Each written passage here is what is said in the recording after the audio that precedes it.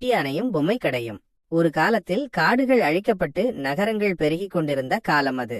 90களில் நகரங்களின் மையத்தில் உள்ள ஒரு பெரிய பல்பொருள் அங்காடியில் ஆனந்த் பொம்மை கடை என்றொரு கடை இருந்தது. அங்கே விதவிதமான பொம்மைகள், குறிப்பாக விலங்கு பொம்மைகள் ஏராளமாக இருக்கும்.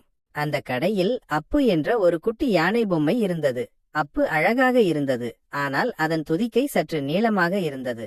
குழந்தைகள் அதனை கையில் எடுத்து பார்த்துவிட்டு, இந்த யானையின் துதிக்கை ஏன் இவ்வளவு நீளமாக இருக்கு என்று கேட்டுவிட்டு வேறு பொம்மைகளை வாங்கிக் கொள்வார்கள். அதனால் அப்பு யாருக்கும் பிடிப்பதில்லை. நாட்கள் செல்ல செல்ல அப்புவின் மனசு நொறுங்கி போனது.